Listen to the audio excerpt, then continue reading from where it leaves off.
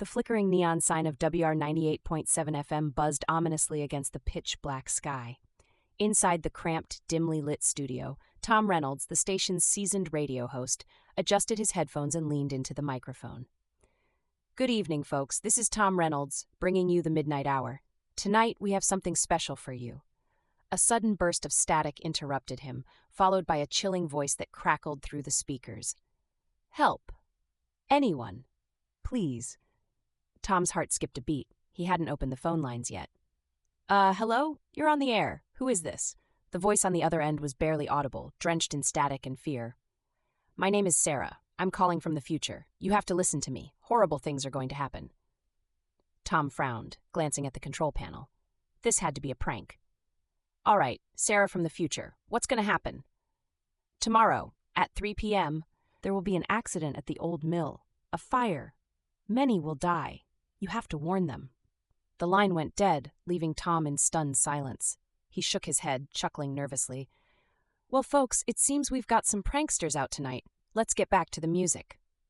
But the next day, news broke of a devastating fire at the old mill at exactly 3 p.m. Tom's blood ran cold. It couldn't be a coincidence. That night, as Tom prepared for his show, he couldn't shake the unease gnawing at him. The phone lines remained closed, but as the clock struck midnight, the static returned. Tom, it's Sarah.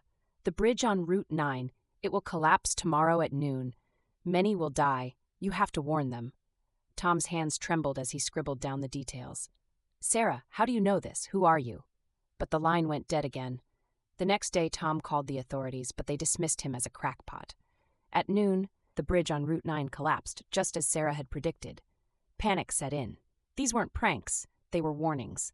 That night, Tom was on edge, his eyes darting to the clock every few seconds. Midnight approached, and the static returned. Tom, it's Sarah. The school.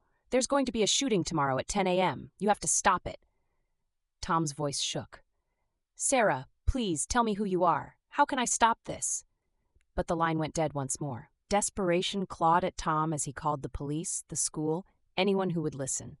They increased security, and the next day, a student was apprehended with a weapon at 9:55 a.m. Tom's warnings had saved lives. That night, Tom waited in the studio, drenched in sweat. Midnight came, and the static returned.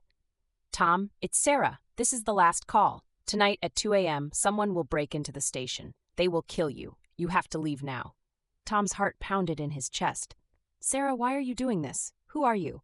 The voice softened, filled with sorrow. I'm you, Tom, from a future where I didn't listen. Please save yourself. The line went dead. Tom's mind raced. Could he really be talking to his future self? He glanced at the clock, 1:45 a.m. He had 15 minutes to decide whether to believe the impossible. Grabbing his keys, Tom bolted from the studio, his breath coming in ragged gasps. As he sped away, he glanced in the rearview mirror, the neon sign of WQTR growing smaller in the distance. At 2 a.m., a shadowy figure broke into the station, finding it empty. Frustrated, the intruder smashed equipment and vanished into the night. Tom pulled over, his hands shaking. He had escaped his fate, but the terror of those calls would haunt him forever. The future was a dark, uncertain place, but tonight he had outwitted it. And as the neon sign flickered and died, Tom knew he would never return to WQTR 98.7 FM. The last broadcast had saved his life, but the price was his peace of mind.